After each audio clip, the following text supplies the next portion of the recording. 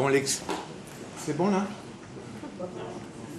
Bon, l'explication sur l'origine de la dette qui remonterait essentiellement aux années 70 est causée par l'utilisation de politiques keynésiennes.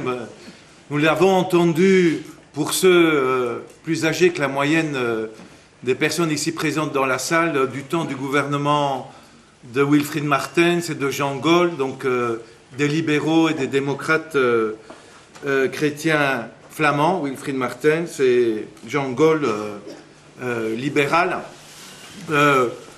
C'est tout à fait intéressant de remarquer que M. Coleman parle de 1971, les décisions de Nixon en matière de fin des accords de Bretton Woods et de taux de change fixe. Il oublie complètement la décision de la Réserve fédérale des États-Unis d'octobre 79 de multiplier par 4 les taux d'intérêt réels pour abandonner les politiques de type keynésienne menées de 1945 à 1979 aux États-Unis pour passer à des politiques de type néolibéral avec des taux d'intérêt réels positifs importants et une politique monétariste très dure. L'explosion de la dette publique est en partie le résultat mécanique de l'explosion des taux d'intérêt décidés aux États-Unis avec l'effet d'extension et de contagion sur le reste du système financier international. S'ajoutent effectivement des dépenses publiques. Dans les années 70, on a eu des politiques de relance, on se souvient des politiques de Guy Spitals et de plans de création d'emplois. Ceci dit, considérer que la création d'emplois de fonctionnaires est un malheur, bon, ça dit beaucoup, ça ne demande pas beaucoup de commentaires de ma part. Les convaincus seront convaincus par cet argument, mais j'espère bien qu'il y a pas mal de gens qui comprennent qu'effectivement c'est fondamental, non seulement de créer de l'emploi du côté du secteur privé, mais aussi du côté du secteur public. Alors, pourquoi les banques achètent-elles la dette publique? C'est quand même extraordinaire. Monsieur Coleman oublie de vous dire et de nous dire que les traités européens interdisent dans la zone euro à la Banque centrale européenne et aux banques centrales des États de la zone euro de prêter aux États. Il a oublié cette petite chose-là. Et donc, que fait la Banque centrale européenne? Elle prête à du 1% aux banquiers qui achètent des titres de la dette publique et ils demandent du 2, du 3, du 4, du 5% en fonction du risque qu'ils estiment devoir encourir. Et donc, si les banques achètent des titres souverains, c'est parce que c'est extrêmement rentable pour elles. Et parce que la Banque centrale, les constructeurs de l'architecture européenne ont donné le monopole aux banques. Tandis qu'aux États-Unis, pour moi qui n'est pas un modèle, mais la Réserve fédérale achète des titres de la dette publique. En Angleterre, qui n'est pas un modèle, avec une politique néolibérale, la Banque d'Angleterre achète des titres du Trésor anglais. Dans le cadre de la construction de la zone euro, on a livré la construction de la zone euro à des architectes néolibéraux purs et durs des années... dans les années 90, et ils nous ont construit un instrument purement au service des intérêts privés et notamment des grandes banques. Et je parle, pour moi, dans l'enrichissement des banques sur le dos des États, de ce qu'on appelle en notion de droit, d'enrichissement sans cause, c'est-à-dire d'enrichissement abusif.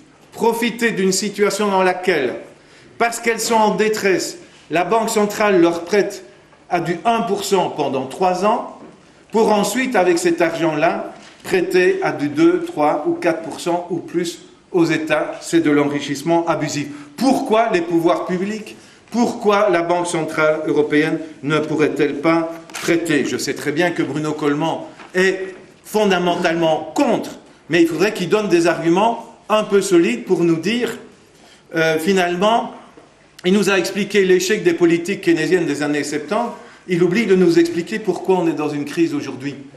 une explication un peu sérieuse, pas simplement nous dire que c'est à cause de la dette publique qui avait déjà augmenté dans les années 70, 80, 90. J'ai justement expliqué, peut-être qu'il n'a pas capté, j'ai dit qu'on aurait pu réduire plus radicalement la dette publique si on n'avait pas fait tous les cadeaux fiscaux qu'on a fait, et c'est-à-dire si on avait eu des recettes fiscales plus importantes basées sur une contribution de ceux qui faisaient un maximum de profit pendant les années grasses. On n'a pas réduit la dette publique à cause... Je termine. Et donc c'est tout à fait contraire alors à la vérité que nous constatons justement ces jours-ci. M. Coleman n'a fait aucun commentaire sur Dexia, sur la première crise de Dexia en 2008, qui je suppose était liée à la dette publique, et sur la deuxième crise de Dexia en 2011, qui est, je suppose, due au non-paiement par la Grèce de sa dette publique, n'est-ce pas? Tout le monde a bien vu que c'était ça, et que les 12 milliards de pertes déclarées par Dexia, c'est causé par la Grèce, tout le monde le sait, n'est-ce pas? Monsieur Coleman. Oui. Monsieur Toussaint, au début, vous m'interpelliez, mais maintenant vous commencez à m'inquiéter. Parce que votre méconnaissance de l'économie commence à devenir un peu flagrante. Alors, je répète calmement, avec des mots simples et lentement, ce qui se passe, c'est que nous avons des États qui sont trop endettés. Le niveau d'endettement de ces États n'a pas débuté en 2008 au moment de la crise financière. Cet endettement s'est embrasé dans les années 70, 80, c'est un peu tassé dans les années 90. Pourquoi? Parce que nous avons fait le postulat collectif et erroné que nous pourrions enrichir nos populations moyennant un espoir de croissance et de démographie qui allait être supérieur dans le futur. Le problème, c'est que entre le moment du début de l'endettement de nos États et la réalité qu'on a constatée après, c'est qu'il y a eu une chute de démographie et une chute d'enrichissement. Et donc...